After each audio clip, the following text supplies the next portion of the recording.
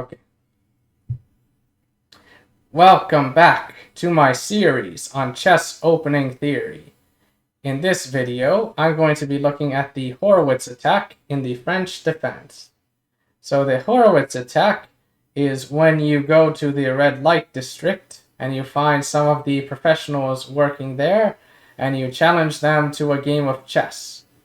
And that game might start with the moves e4, e6, b3, and yeah, that's the Horwitz attack. And so there are a few ways that black can play now, but the most common move, and the move we would recommend in this series, is pawn to d5. Like, black could play pawn to c5 if black likes playing e6 Sicilians. But for this series, which is about the French defense, hence we're going to look at pawn to d5. White now plays bishop to b2.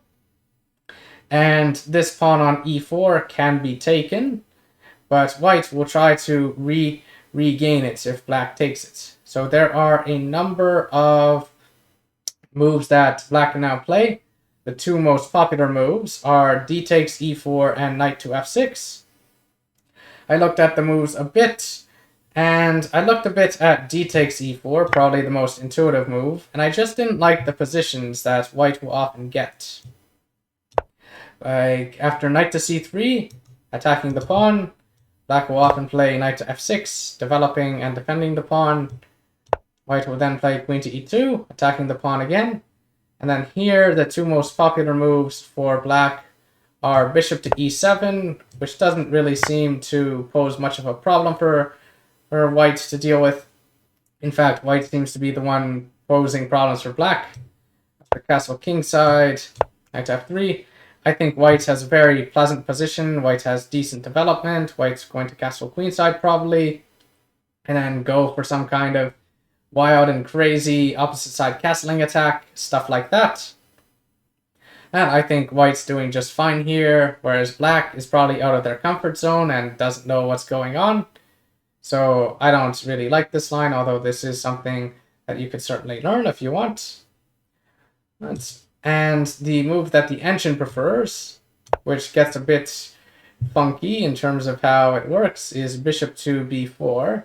And here it's important to notice that white cannot currently take this pawn, at least not yet, because this would be an unfortunate way for the game to end. So, yeah. So instead, white would just castle queenside, providing defense to this pawn with the rook. And then in this position, black might try queen to e7, trying to put the bishop on a3 to, try to damage white's dark squares around the king. But white can still take, and black can still go bishop to a3. And a cool little trick is if white now plays knight takes f6 check, black can actually take back with the queen. Notice that white cannot take the queen because the game is very mean. It won't let me because the bishop is pinned. And if white were to take this, then whoops, that would be another unfortunate way for the game to end. But in this position, white could just play pawn to d4, and I think white is doing just fine. Like, white has, developed and castled, whereas black still has a few problems of their own to deal with. Namely, this bishop. This bishop's still a bit of a problem, and we're probably going to have some crazy opposite side castling. And I think white is probably going to be fairly comfortable here. White is probably going to be expecting a position like this, and white is probably going to have a fair amount of experience with this position. Whereas black probably doesn't face the Horwitz attack very much, and as a result, probably will not play correctly against the opposite side castling. So as a result, we kind of want to take white out of their comfort zone.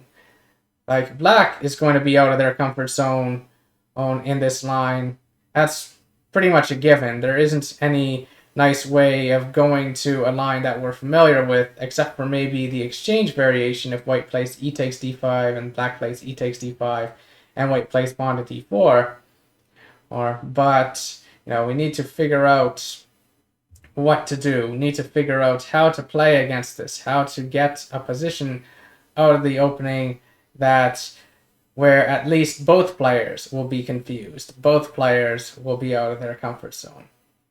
So I looked around a bit, and one move that I quite like is just knight to c6. This move is kind of a waiting move. Black is kind of just developing and waiting and seeing what exactly white intends to do. Like, black is just waiting for more information about white's setup.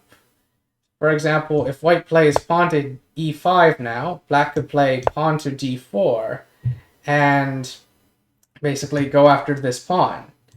Like, this pawn is hard to defend because white cannot play pawn to d4 themselves, and white probably doesn't want to play pawn to f4 because that would weaken, these two diagonals around the king, like this diagonal if the king castles kingside. So white probably doesn't want to go for pawn to f4. And if white tries bishop to b5, pinning this knight, maybe trying to double the pawns, black can play knight to e7 and then kick the bishop and, do this trade and still have a very nice knight here that's both defending this pawn and attacking that pawn. And so as a result, e5, d4 doesn't look so great. And the next most popular move after pawn to e5 is just e takes d5. But in this position, white can't really play pawn to d4 because that would kind of look like a very awkward exchange variation, especially with the pawn blocking the bishop like that. Like, I think black would be doing just fine there. Like, the exchange variation is a line where black gets equality, but also has to deal with the problem that the position might be boring. But at the same time, it's if the players develop their pieces in different ways, that's one way of getting dynamic equality. So e takes d5, that's not something that black should be scared of either.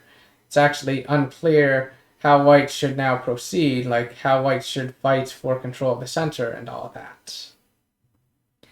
So another move, which is the move that was played in this game, is the move bishop to b5. And this move basically just tries to, mess up black's pawn structure a bit. But now that we have some information about white's setup, now black can take. And if white now plays knight c3, which is what happened in the game, then, since we have information about white's setup now, black can play the move queen to g5 and target the pawn on g2. And so here, in this position, what the engine wants white to do is just take on over here, pawn takes, and then play pawn to g3. Black can play knight to f6, defend this pawn. White can attack the pawn. Black can play bishop to b4. And in this position, white can't yet take this pawn because while this wouldn't be checkmate, it still isn't something that white should be allowing. This is still very unpleasant. Since, white should not play like this, white should not give up their castling rights so freely like this. Black's got very decent development, all that kind of stuff. So instead, in this position, white could go pawn to h4, black could go queen to a5, still with similar ideas of going after the pawn. We could have pawn to a3, bishop takes c3, bishop takes c3, and now queen to d5. And according to the engine, this is about equal. In fact, it gives black a slight edge, but it's the fun kind of equal. It's dynamically equal, and odds are, given how rare this sideline is, and that this is kind of a sideline in the sideline, odds are white's going to be out of their comfort zone just as much as black is. But anyway, that's not what happened in the game. Instead, what happened in the game is white played the move pawn to g3. But before continuing, thought I should just introduce the players. So with the white pieces, we have Grandmaster Zhamsaran Tsydypov. He is a grandmaster from Russia, and unfortunately I could not find much information about him. Like, I could not even find a Wikipedia page, which is unfortunate. Maybe I should write one myself. Maybe I should write a Wikipedia page that says Zhamsaran Tsydypov is a grandmaster from Russia, and he was featured in my series on chess opening theory. I think that would be an excellent Wikipedia page. I think all the bureaucrats in Wikipedia would love that page. Well, anyway, with the black pieces, we have Grandmaster Richard Rapport, or is it pronounced Ricard Rapport? I never figured that out. Oh, anyway, he is a Hungarian-Romanian Grandmaster, and he's not just a Grandmaster, he's a Super Grandmaster, and a very fun one, since he often plays very strange openings and very strange lines, often leading to really weird positions, lots of chaos on the board, and it's just very entertaining to watch. Like, a lot of the Super Grandmasters these days, they're always playing the exact same openings all the time, and that can lead to some very boring chess. But with Grandmaster Rapport, you never know what to expect. He's kind of like a mad scientist who's like cooking up doomsday weapons in his lab and trying to figure out, ooh, what kind of cool little sideline could I play and beat Magnus Carlsen with, stuff like that. And he has won the Hungarian Chess Championship, and he was also ranked number 5 in the world at one point. And he played in the recent candidates tournament, and I think he did okay over there, given that I think it was his first tournament. And I really hope he gets to play in more candidates tournaments, because he just brings so much spectacle to the events he plays at. And anyway, this particular game was played at the Hainan Open in 2016. If I recall correctly, Hainan is an island near China, and this was the very first time this tournament ever occurred. Back to the game. So in the game, white played the move pawn to g3, and already the engine hates this. The engine really wants white to take this knight over here and mess up black's pawn structure and get some compensation for this pawn. But black now played knight to f6. The engine really wants black to play bishop to d7 to deal with the possibility of the damaged pawn structure. Like, one thing that's important to notice is that after bishop to d7, black could take back the knight. And if bishop takes, the bishop defends this pawn. And if knight takes this pawn, well, that wins a pawn, but black takes a taller pawn over here, the nice tall pawn on b5. So that's why bishop to d7 would just be a great move here for black to have played, but that's not what happened in the game. Instead, black played knight to f6. However, if black played bishop to d7, then white probably would have played their next move anyway, which would have been queen to e2. And here, black now played bishop to d7. So if you're a perfectionist, you can kind of imagine that the moves were played in the opposite order, that black played bishop to d7 and then knight to f6 on this move. But that's not what happened in the game. Instead, white played pawn to f3, making Grandmaster Ben Feingold very, very angry. And if you want, you can now pause the video and try to find a very cool sequence of moves for black. Like, there's a very cool little idea here. I will reveal the sequence of moves in 3, 2, 1. So the first move, which you probably saw, is the move knight to d4. Attacking the queen, attacking this pawn, and attacking this bishop. So attacking everything. Oh, and I guess also attacking this pawn too. Yeah, I shouldn't forget that. And so anyway, white has to play bishop takes d7, otherwise white is just going to lose their bishop. And now here's the next little trick.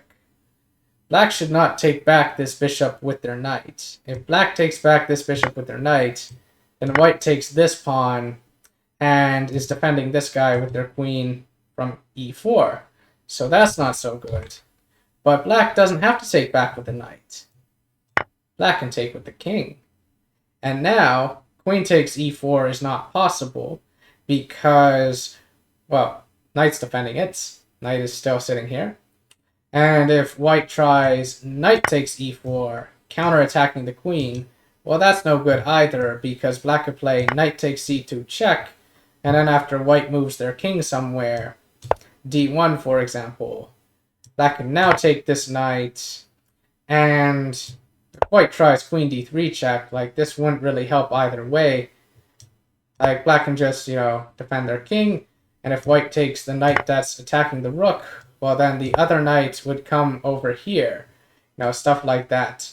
Like, even if the king was on f1, this is still very unpleasant. Like, the knight could probably take on d2 with check. Things of that nature. So, knight to e4, knight takes e4 isn't really an option. It sadly just doesn't really work for white. And basically, white needs to do something about the fact that the queen and the pawn are still under attack. So white only really has one move here, which is a very sad move to be making, which is just to undevelop the queen. And now, this position, black's like, you know what? I really want to take on f3, but I don't want to allow you to play knight takes f3 and develop your knight and maybe trade, this knight for this very nice strong knight over here. So black plays queen e5 with the very simple idea of just taking this pawn for free with a check on the king, trying to get white to at the very least lose their castling rights. So white now played pawn to f4, or the engine does not like this. Black's like, okay, I'll just move my queen again, like I've provoked some weaknesses, some light square weaknesses around the king, so this is all good. And here, white really wants to get this annoying knight away from d4, but white can't really play knight ge2. Like, white can't really do this because then this is just very annoying. Like, white loses their castling rights, and how is white going to get this knight out of there? Or, like, that's just a very annoying knight. Right, so instead white plays knight c2, which does kick the knight around, but the problem is that white kind of makes the positioning of their own knight worse. So black's like, okay, my knight kind of did its job, and we see here that black's knight is still in the center, whereas white kind of made the positioning of their knight a bit worse. Like, black's knight is still in this square, it's still fairly active, whereas white's knight is a bit passive. Although white did, at the very least, kind of improve their bishop a bit, kind of activate their bishop somewhat by getting the knight out of the way.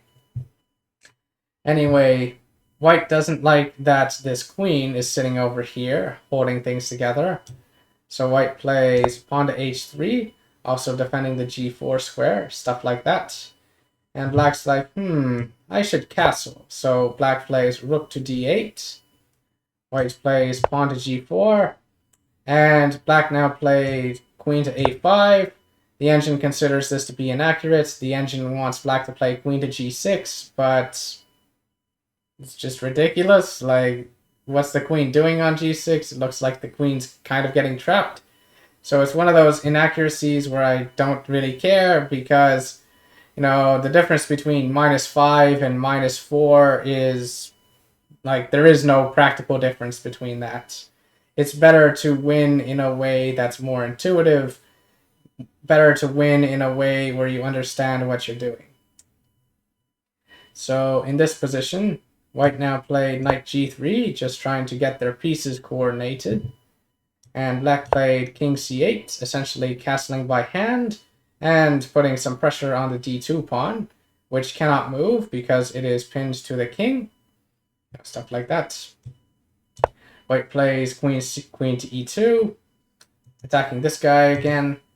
And black's like, well, this pawn's going to die, but maybe I can do something interesting with it. So black plays pawn to e3. Notice that white cannot take with the pawn. Like, this was part of the idea of queen to e2, is that the pawn could not move, and black was threatening to play pawn to e3, adding another attacker over here. Stuff like that. So In this position, white just took with the queen. And black develops with tempo. Oh, like, black is doing quite well.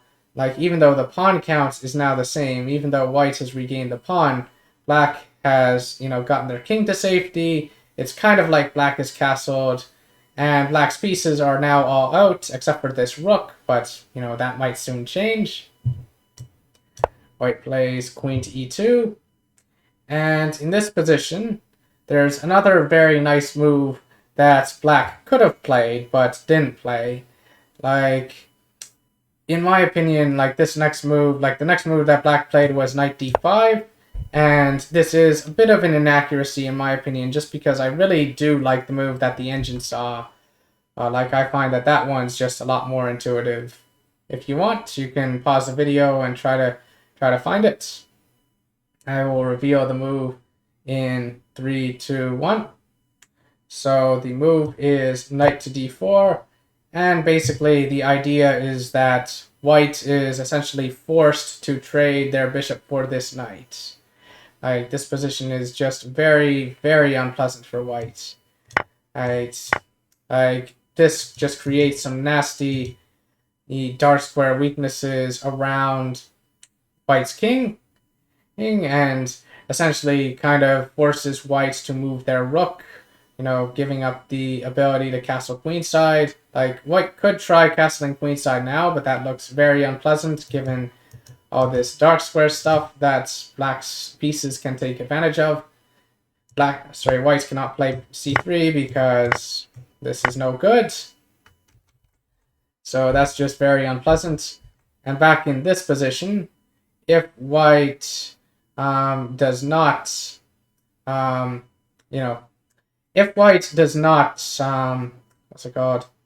take this knight, a very cool little trick that might be tricky to see is it doesn't actually matter how white defends the pawn, like whether white plays queen d1 or queen d3. If white plays queen d1, for example, then black can just take the pawn. Queen d3, same thing. Then black could play bishop to f2 check. And if white's king takes, we have check, takes, check, probably block with this knight, and then take this bishop.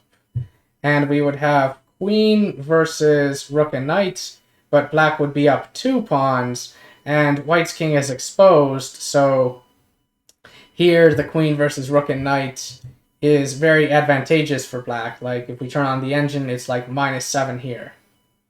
Here is just a very devastating position for white to have to deal with. So that's why in this position, I do agree with the engine that knight d5 was kind of a missed opportunity for black to just really mess up white's position. But instead we have knight d5, white develops with knight f3, and black plays knight cb4. And I actually do like this move. It's fairly aggressive. It makes it more uncomfortable for white to try to, castle queenside, since if white castles queenside, black can just take the pawn on a2 with check. So white plays queen c4, and now an idea that we kind of saw a little bit before, black can still take this pawn anyway. After it takes over here, black's like, okay, well, I'll just bring my other knight into the game. I've got 2 of them. And here, white is very nervous, has to be very careful. The engine really wants white to play queen to e4, but that's a very uncomfortable move because black can just play knight d3 check and win this bishop over here, essentially winning back the lost material, and white's pawn structure isn't looking so great. White's position is just filled with weaknesses. But instead, what happened in the game was queen to b1, and black went knight d3 check anyway. We have king to f1, black played queen to a6, setting up some nasty discoveries on the king. We have king to g2, and in this position, black played the move pawn to h5. Engine considers this inaccurate, but I think this is just fine. I do quite like this move. Just trying to get this rook into the game, trying to continue the attack. Like, the difference between -6 and -4, there is none. And here, in this position, one cool line is if white were to, if white were to take over here with their knight, black could actually take with their rook. After taking, black can take this pawn with check. After king g3, black can take this pawn. And white's king is kind of being forced forward. If white goes back, there's nasty stuff with queen e2 check. So coming forward, black would still play queen e2. And according to the engine, there's like a forced mate in 12 or something. Or forced mate in 8. But the important thing to realize, like the thing that tells you that there is a forced mate, is the fact that white's pieces are too far away from their king. Like black's got plenty of pieces joining in this attack, and white can't really take this knight on h5, for example, because then we would have, you know, queen coming here, for example, queen coming like that, and after this, you know, if the king goes back, well, king can't go back to the h file, but if he could, there's tricks with like rook h8 mate and stuff like that. So basically, this is a very cool little line after the move pawn to h5. Like black's just trying to get active here, trying to launch their attack. So white did not take with the knight. If white took with the knight, black probably would have found that sacrifice and probably would have continued the attack that way. Instead, white took with the pawn, and in this position, black played knight takes f4 with check. White played king to h2. And if you want, you can pause the video and try to find the last move of the game. I will reveal the move in 3, 2, 1. So the last move of the game is probably a familiar idea, one that we just saw. It's the move rook takes h5. And if white were to now play knight takes h5, then we would have queen to e2 check, king to g3, knight to h5 check, king to g4.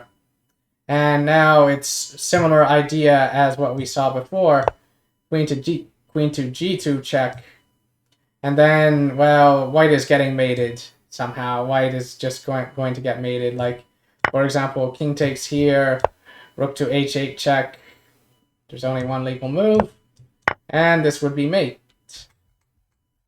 Or alternatively, king could go here, for example, and then black could just continue with this check, like this, and, you know, white is taking that knight one way or another. Like, white can only delay the inevitable by playing bishop to f6, and if knight g5, just queen takes his mate. Anyway, that will do for this game. I hope that you enjoyed the video. Be sure to like, comment, and subscribe. Bye for now.